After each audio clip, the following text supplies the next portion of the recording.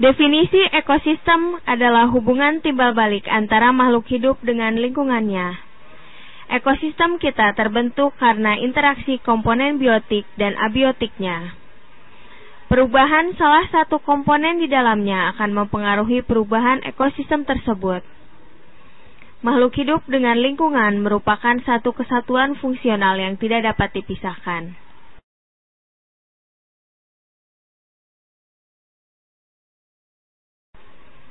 Dari ekosistem sawah tadi, ekosistem tersebut disusun oleh dua komponen, yaitu komponen abiotik dan komponen biotik.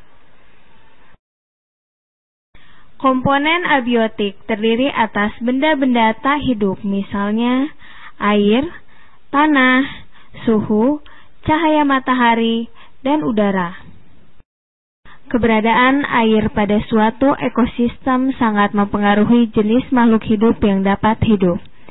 Contohnya adalah daerah gurun yang kandungan airnya sedikit mempunyai jenis hewan seperti unta dan tumbuhan yang sangat berbeda seperti kaktus dengan daerah hutan hujan tropis.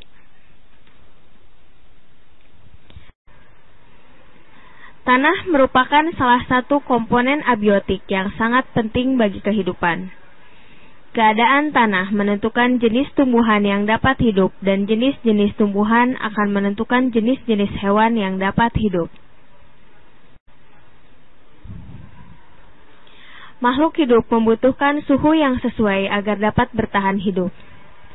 Suhu mempengaruhi reaksi biokimiawi di dalam tubuh. Suhu yang terlalu rendah atau terlalu tinggi dapat menyebabkan gangguan pada reaksi-reaksi biokimiawi di dalam tubuh, sehingga aktivitasnya dapat terganggu. Oleh karena itu, setiap makhluk hidup memerlukan suhu optimum untuk pertumbuhan dan perkembangannya.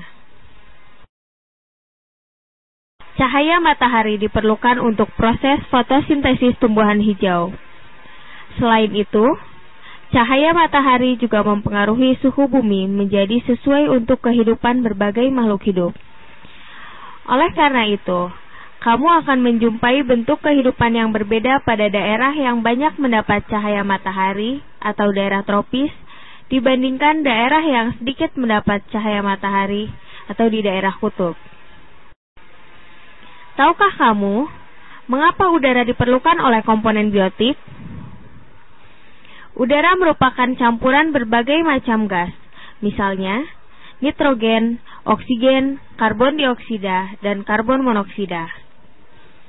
Oksigen diperlukan oleh makhluk hidup untuk respirasi, sedangkan karbon dioksida diperlukan tumbuhan hijau dalam proses fotosintesis. Dari ekosistem sawah tadi, ekosistem tersebut disusun oleh komponen biotik yang terdiri atas benda-benda hidup. Misalnya, makhluk hidup seperti tumbuhan, hewan, dan manusia. Komponen biotik suatu ekosistem meliputi berbagai jenis makhluk hidup. Berdasarkan fungsi atau tingkat trofiknya, komponen biotik dapat dibedakan menjadi 3 jenis, yaitu produsen, konsumen, dan dekomposer atau pengurai.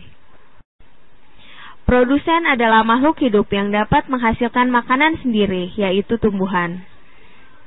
Tumbuhan dapat membuat makanan sendiri melalui proses fotosintesis.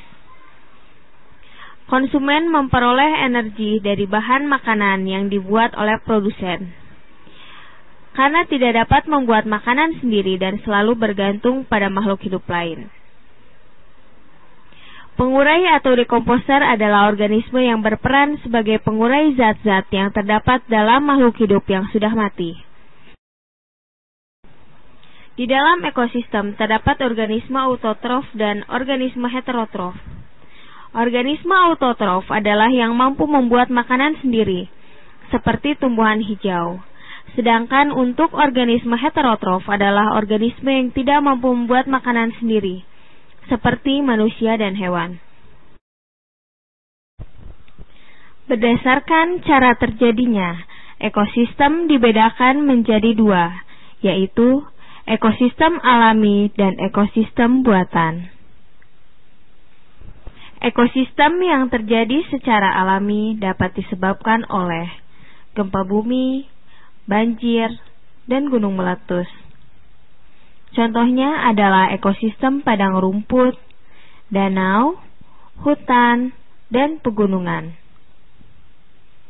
Sedangkan ekosistem buatan dibuat oleh campur tangan manusia, seperti ekosistem akuarium. Contohnya adalah sawah, taman, kolam ikan, dan akuarium.